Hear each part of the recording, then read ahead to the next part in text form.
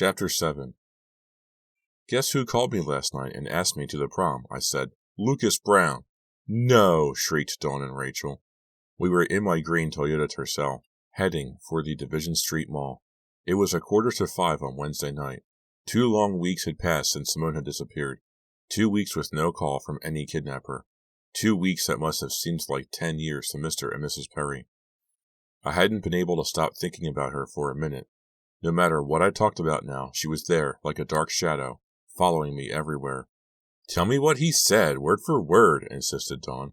He said, Guess who you're going to the prom with? Me. Dawn and Rachel both laughed at my imitation of his voice in a abrupt manner. I wasn't laughing, though. The phone call had given me a chill. What did you say to him? Rachel asked. I was very polite. I pretended he wasn't a creep. I said thanks, but I was still hoping Kevin would get permission to come, which is the truth. And not only that, you think Lucas is a psycho killer, Rachel added. Just what any girl wants for a prom date. You don't really think that, Dawn said to me. Oh, come on, she said. Lucas?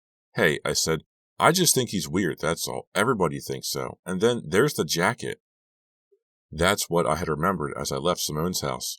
The guy I saw running away from the Perry house was wearing a maroon satin jacket, same as the Shadyside High baseball jackets. Dawn's legs appeared in my rearview mirror. She was lying in the back seat, doing leg lifts. Can't you two talk about anything else? She said. No, I answered simply. As a matter of fact, we can't. Okay, Dawn said. So, he was wearing a maroon jacket. That doesn't mean he was on the baseball team. Psychos are allowed to wear maroon too, you know. Yeah, but don't you see? I removed one hand from the wheel and sawed the air with it to emphasize my point. Lucas is on the baseball team. It's the one thing he has to be proud of, even though he almost never plays. He almost always wears that jacket. Oh, come on, Dawn said. Why would Lucas Brown kill Simone? Revenge. He's hated Simone's guts ever since she dumped him. Get serious, Dawn said. People don't go around murdering people who've dumped them. Lucas isn't just anybody, I reminded her. He's a first-class lunatic. And his eyes are a little crossed, Rachel chimed in. Dawn snickered.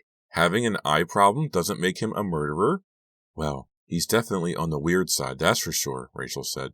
I heard when his parents decided to put his dog to sleep, Lucas went out and hanged it from a maple tree in his backyard. Oh, please, groaned Dawn. Where'd you hear that garbage? Gideon, admitted Rachel, blushing. I took my eyes off the road and glanced at her. It occurred to me that Gideon was on the baseball team as well. But why would... Dawn sat up and broke my train of thought.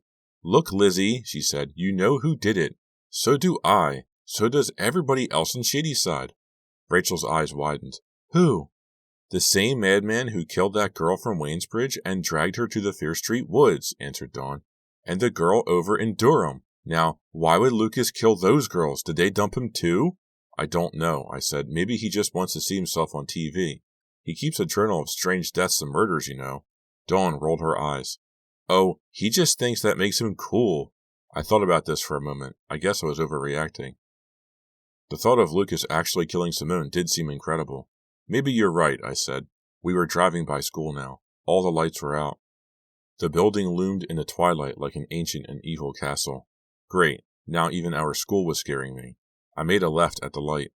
Rachel turned to me, surprised. Hey, Dawn said from the back seat. Division Street is that-a-way. I want to stop at Simone's, I explained. See if there's any news. Dawn complained, but I insisted. A minute later, I swung the car into the Perry's driveway and parked behind their big silver Lincoln. The porch light was on. I guess the Perrys were still praying that Simone would return. Rachel went with me as I rang the doorbell. Dawn waited in the car. Mr. Perry answered, more haggard than before. His white shirt and tie were rumpled, as if he had slept in his clothes, and a day's growth of beard darkened his face. No kidnapper has called, he told us sadly. He stared out over our heads at the car. It's Dawn, I explained. He nodded. Listen, he said, I don't want to scare you, but at this point the police are considering it very serious. They say they could be dealing with the same man who... He stopped. He couldn't bring himself to say the word killed. Instead, he said, the same man they're looking for about those other 2 girls. His eyes met mine. It was as if the life had gone out of them. He didn't even manage a slight smile. Get home safe, he told us, and closed the door. Back in the car, Dawn read our faces. She didn't need to ask if there was any news. As we drove on to the mall, Rachel said, She was the best actress, really gifted. She was one of the funniest people I've ever met, I agreed. I can't believe the whole thing, Rachel went on. That she's gone, There's like this big gaping hole in my life where a friend used to be. I bit my lip. It's true what they say. You end up wishing you had said all these things to her before. Like, I love you, Rachel agreed. Oh, barf, was Dawn's response. What? I took my eyes off the road to glare at her in the rearview mirror. You heard me. I'm throwing up back here. I could feel the anger rising in my throat. How can you be so insensitive? Look, Dawn said. What happened to Simone is a tragedy. I'm as sorry as you guys are, but let's not exaggerate. Simone was never my best friend, and if you guys are honest with yourselves, you'll admit she wasn't your best friend either. She was incredibly self-centered. I mean, can you name one single thing she ever did for either of you? Just shut up, will you? I stepped on the gas. I could feel the back of my neck getting hot. I was driving about 20 miles an hour over the speed limit. We rode in silence for several miles. Look, Dawn started up again. Hate me if you like.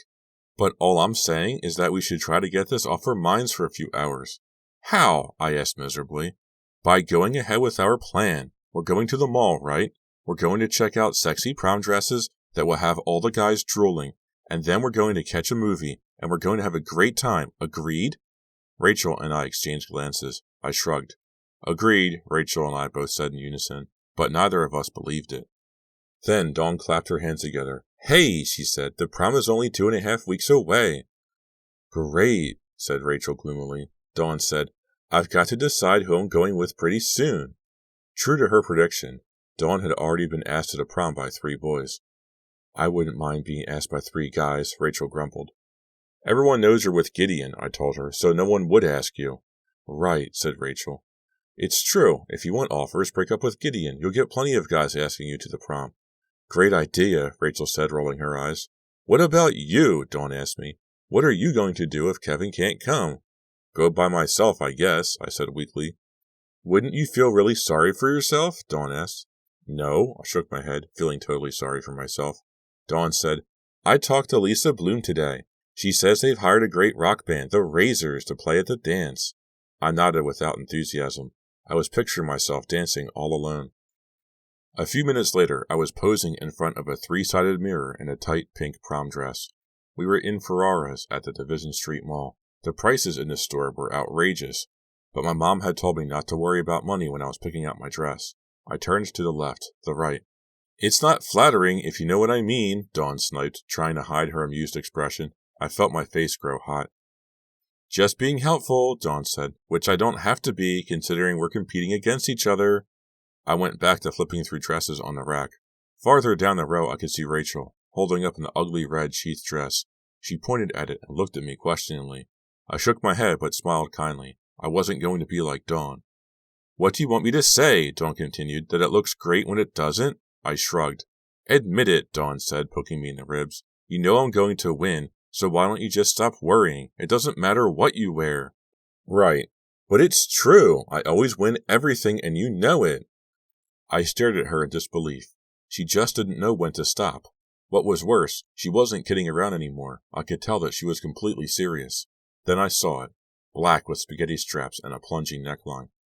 It was so sexy I could almost imagine guys fainting over the dress even without anyone in it. Ooh, I gushed, pulling it off the rack.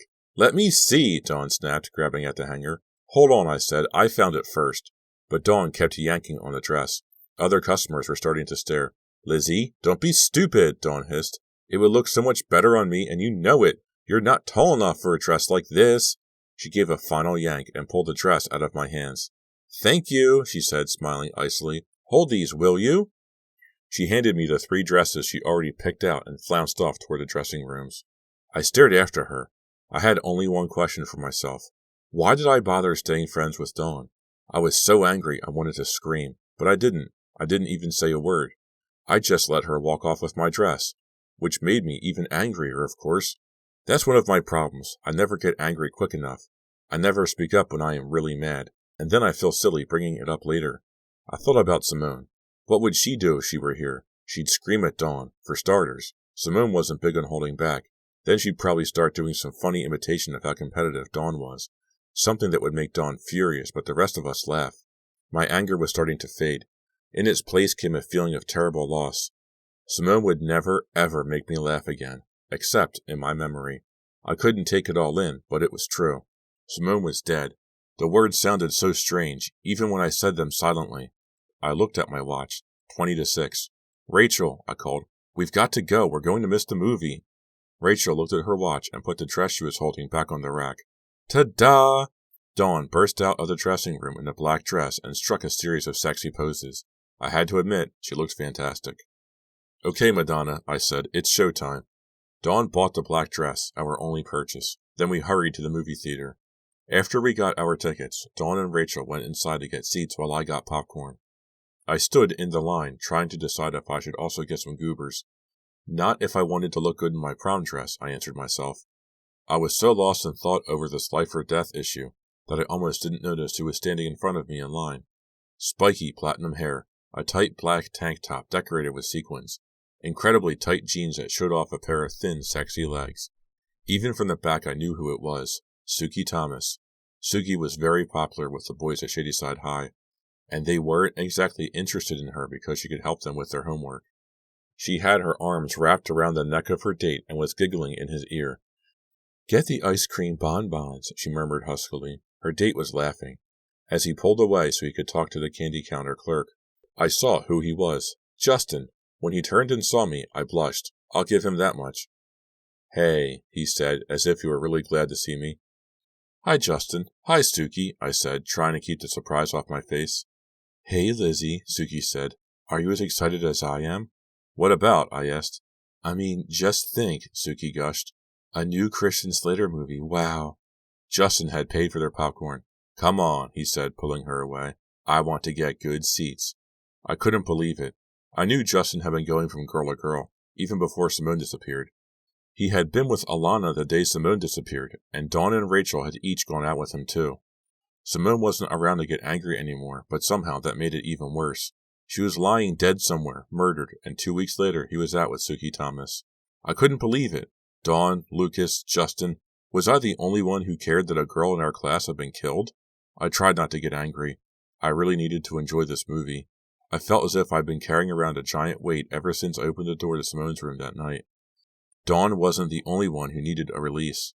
But the movie turned out to be really dull. Not even Christian Slater could save it.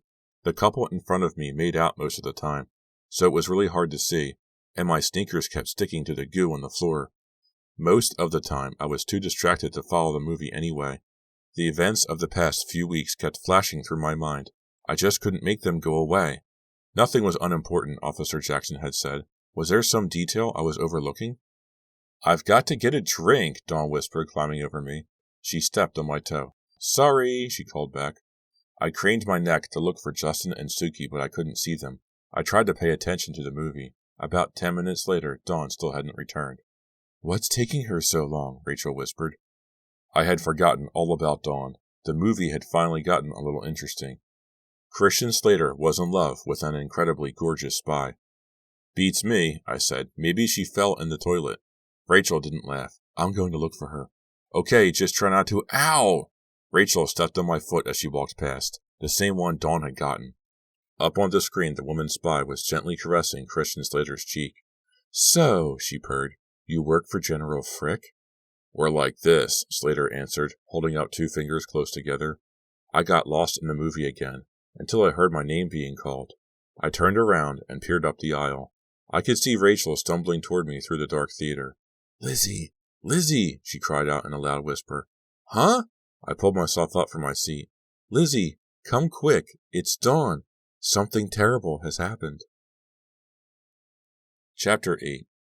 My heart pounding, I stumbled up the aisle after Rachel, who hadn't waited for me. She had burst through the double doors into the bright lobby. I followed a few seconds later, my eyes adjusting slowly to the harsh light.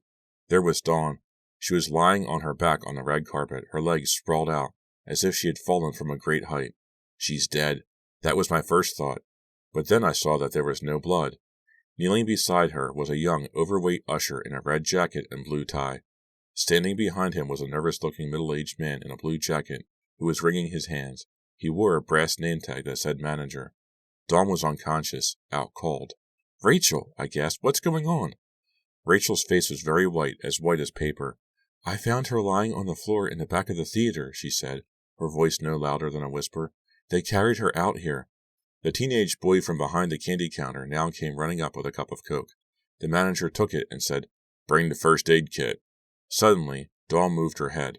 Only slightly, but all our eyes were instantly on her. I knelt beside her. Dawn, I said, it's me, Lizzie. Dawn answered with a low moan. She must have fainted, I said. I guess, answered Rachel. The kid from the candy counter brought the first aid kit. The manager flicked it open and fumbled for smelling salts. He waved them under Dawn's nose. She jerked her head back. Oh, please, she muttered. No. She turned on her side, holding her head. The manager stared at Rachel and me. You girls have any idea what happened? The way he said it, it sounded like an accusation. I shook my head. Dawn, I tried again. Wake up. Dawn's eyes flitted open, shut again, then opened for good. Suddenly, her head jerked around. Help me! Help me! She cried, and then cringed away from us. Dawn, I said, it's me, Lizzie. Dawn stared up at me as if I were from the planet Mars. Then she slowly focused on everyone else, as if seeing them for the first time. No one's going to hurt you, I assured her. Why didn't I believe my own words? A new thought had occurred to me about what had happened to her, and it was making my heart pound. What Dawn said next didn't calm me at all. Killer, she muttered, the killer! I looked up at the manager. Call the police, I cried, and an ambulance. The manager snapped his fingers at the usher, who hurried off. Dawn reached up and grabbed my arm. No, no, no, I'm okay, she insisted. She tried to sit up. The manager helped her. Her leather skirt had hiked up about halfway up her long tan legs. I smoothed it back down for her. Dawn reached her hand to the side of her head. Wow, she said, it really hurts. Before she could finish the sentence, she'd begun to cry. The manager gave her a tissue, and she blew her nose loudly. I was coming back from the bathroom, Dawn said slowly. I had just walked into the theater. I couldn't really see because it was so dark, but I thought I saw some guy coming toward me. Then he hit me. Hard. Did anyone come out this way? I asked the manager. He shook his head. So, I said, getting up quickly, whoever attacked her must still be in the theater. The manager shook his head. He was sweating and obviously very nervous. There were 2 exit doors inside the theater, he said. The usher hurried toward us. The cops are on their way, he announced. Good, said the manager. I don't really have anything to tell them, Dawn said meekly. I didn't see who it was. Why don't you call them and tell them to forget it? The manager shook his head no. We helped Dawn to her feet. She was a little wobbly and seemed dazed and terribly frightened. She wasn't much better when 2 cops rushed in to question her, their walkie-talkies crackling with scary-sounding reports of a burglary and a fire. Dawn repeated her story. The manager kept interrupting with comments about he and his staff had done everything they could and how it wasn't his fault. The police assured us that it was probably just some jerk and not a killer. Why would he hit me? Dawn asked. For no reason, one of the cops answered. There are plenty of maniacs in this world. They don't need a reason. The guy probably saw it was dark, and let you have it. Just for the fun of it.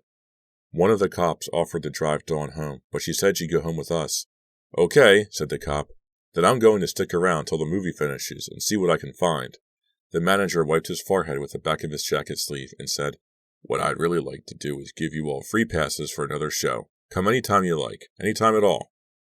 Rachel and I exchanged glances. Thanks, I said, taking the passes, but somehow I didn't think we'd feel like coming back very soon. Then the 2 of us helped Dawn through the lobby and out to my car. It was chilly outside and dark, too dark for 7:30. I couldn't see a single star. The wind was whipping around us as if trying to push us back into the theater. It was about to storm. I hoped it held off till we got home. Slipping behind the wheel, I glanced at Dawn, who was leaning her head against the passenger side window. In the light of a street lamp, I could see the bump beginning to form on the side of her head. What's going on? I wondered, starting up the car and heading toward Dawn's house. Was it just some deranged creep who had hit her? Or did the person deliberately want to hurt Dawn? When I got home, my parents had the porch light on, along with the living room light, the kitchen lights, and the light over the garage. My mom hurried in from the kitchen when she heard me at the front door. You're home early, she said with a big smile.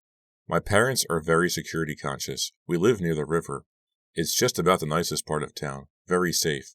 When we all go to bed, my dad puts on the burglar alarm, and we can't go downstairs without setting it off. We've never had any trouble. The only time it went off was once when my dad got up in the middle of the night and forgot.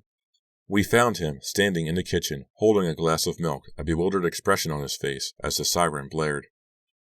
I knew that the murders of teenage girls had both of my parents as upset as I was, probably even more so. This was certainly the most excited my mom had ever been to see me come home from a movie. "You've got mail," my mother told me. I stared at the pile of letters on the hall table. On top was a long white envelope with familiar-looking handwriting. "Kevin," I said with a grin. I waited until I was up in my room to read my letter. His father still wouldn't give him permission to come for the prom. His mom had been in a minor car accident and was wearing a neck brace. He had made a lot of new friends. That didn't make me happy. And he still loved me madly. That made me very happy. I was going to write an instant reply, but I had to finish my homework first. That turned out to be more difficult than I thought.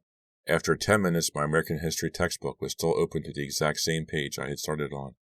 I was trying to read about Lincoln getting shot, but every time I read the first sentence, I thought about Dawn getting whacked on the head, or about Simone and the horrible things that had probably been done to her, or about the girl they had found dead in the woods.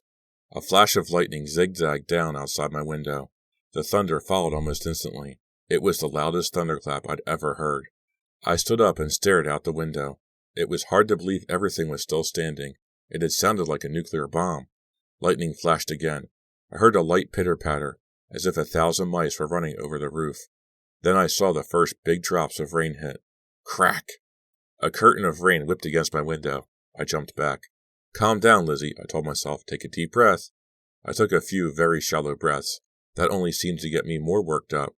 The storm was soon raging outside. Sheets of rain now ran violently down my window. The wind howled as if it were a beast demanding to be let inside my room. I got into bed and pulled the covers over me. The comforter was pink and ruffly. I've had it for years, but it didn't feel very comforting at the moment. I climbed out of bed and went to sit at my desk. I took out a sheet of the stationery my dad had had printed for me. It says, "From the desk of the amazing Lizzie," across the top, with a picture of a frolicking pig. Pigs are my favorite animal. Don't ask me why. I've got a whole collection of pig dolls and toys. "Dear Kevin," I began. "I don't know if it's been in the papers all the way down in Alabama, but some horrible stuff has been happening here in Shadyside." I crumpled that up and threw it away. I didn't want to start right off with the bad news. Why didn't I just write, "Dear Kevin, Simone is dead"? I shivered and covered my face in my hands. When I removed my hands, I noticed that the door to my room was wide open. I gasped. It was my dad. He stared at me in amazement. "Didn't you hear me knocking?" he asked finally. "No," I answered. "The rain." "Oh, sorry. I didn't mean to startle you." He seemed pretty startled himself. "Just wanted to see if you were up for a game of chess. My father adores chess. He can't get enough of it, even though I always beat him." "Sorry," I said. "I've got more homework to do." He nodded and smiled warmly. "Everything okay?" he asked, pretending to be casual. But I could tell he was worried, just like Mom. "Yeah, I guess," I told him. "Simone's parents they haven't heard a thing," I said. He sighed. "It's terrible," I nodded. "Lizzie?" "I'll be extra careful," I told him. He sighed again. "If you change your mind about the chess," his voice trailed off as he left. I examined my face in a closet door mirror. No wonder he was worried. I looked horrible. Dark circles under my eyes, my face pasty white. Simone's disappearance was so upsetting. Now the attack on Dawn. My phone rang. I practically jumped out of my skin. It was the loudest sound I had ever heard, as if it were screaming in my ear. When I answered, all I heard was sobbing. "Who is this?" I kept saying. "Lizzie," a girl's voice wept. "Rachel? Rachel? Yes? What's wrong?" She was crying too hard to talk. Then she sobbed. "You've got to come over. You've got to help me." "Rachel, what is it?" I cried. "Help, Lizzie, please," she begged. Then the line went dead. Chapter 9. The rain was coming down so hard and fast, my windshield wipers were just about totally useless. As I sped to Rachel's house on Fear Street, I saw the world outside my car as one dark blur. Fear Street. I was driving to Fear Street at night in the worst storm I had ever seen. But I had no choice. Rachel was in trouble, maybe in serious danger. I had to get there as fast as I could. I could barely see the white line on the side of the road ahead of me. The rain continued to lash down, but I kept my foot firmly on the gas. Pictures began to form in my mind, terrifying pictures. I saw Simone, alone in her house, alone in her room. The killer enters. He has a knife. He wrestles with her, slams her up against the bookcase. I saw it all so vividly in my mind's eye. Saw the knife plunge down, saw her duck, saw the books crash to the floor, saw the killer attack again, saw him stab Simone again and again, the blood spurting onto the carpet. I shook my head to drive the horrifying pictures from my mind, but the frightening thoughts wouldn't go away. Why hadn't I told my parents where I was going? When the phone line went dead and Rachel was cut off, I didn't think, I didn't ask, I just ran out of the house. With only a thin blue windbreaker held over my head, I burst through the front door, running from my house to the driveway. I had gotten soaked. Now I felt chilled to the bone. The Fear Street Cemetery suddenly loomed on my right, glassy and distorted through the sheets of rain. The rows of white, crooked gravestones seemed to lean toward me as I slowed the car for Rachel's house. I saw a bolt of lightning streak toward the middle of a row of tombs. The thunder boomed almost at the same instant. This is the kind of storm that can rouse the dead, I thought, shivering. I leaned forward in my seat, my face almost pressed against the windshield. I tried to peer through the rain as the wind pushed my car toward the slanting graves. I gasped as I saw a shadow dart into the road. I slammed on the brakes, but not in time. I felt the car jolt. I felt a bump. Something was under my tires. My throat tightened in fear. No! I cried aloud. No! That bump. That horrifying bump. I knew that I had just run over someone. Chapter 10. With my eyes shut tight, I slid to a stop. Breathing noisily, I pushed open the door and stumbled out into the rain. Who was it? Who had I hit? A streak of lightning lit up the road and made it brighter than daylight for a split second. Several yards behind the car, I could see someone lying in the middle of the street. I started to run toward the person, the cold rain thundering on my head. As I got closer, I saw that the figure was small. A child? Oh, please, please, no! I screamed into the rain. My hair was plastered flat, like a helmet fitted to my head. The blue windbreaker was sticking to me. My jeans were soaked. No! Please, no! And then I was standing over the body. It was a raccoon, a dead raccoon. The middle of the raccoon's belly was a mess of raw meat. The animal's dark eyes were open and staring at me. A wave of nausea swept over me. I looked away. It was a good thing I did, because I glanced up just in time to see a car round the corner and come roaring toward me. I screamed and toppled backward onto the curb. The car roared past. I don't think the driver even saw me. Slightly dazed, I climbed to my feet. Avoiding the dead raccoon, I started running back through the pelting rain toward my car. Somehow, driving almost blindly, I managed to pull the car up Rachel's driveway. There was no sign of trouble outside the house. Lights were on inside. I ran up the walk and pounded on the front door. I heard footsteps approaching. The porch light flicked on, and Mrs. West peered out at me through the white gauze curtains. Her mouth fell open when she saw me. I guess I was a sight. "Lizzie!" she exclaimed, flinging open the door. "Are you okay?" "Where's Rachel?" I cried. "Rachel? Upstairs in her room. What are you—" I didn't wait for her to finish. I took the stairs 2 at a time. It was dark on the second floor, as dark as it had been at Simone's house on that terrible night. I stared at Rachel's closed door, the narrow strip of light shining out underneath. I didn't want to imagine what I would see inside. I didn't want to open that door, but I had to. Taking a deep breath, I grabbed the doorknob and pushed the door open.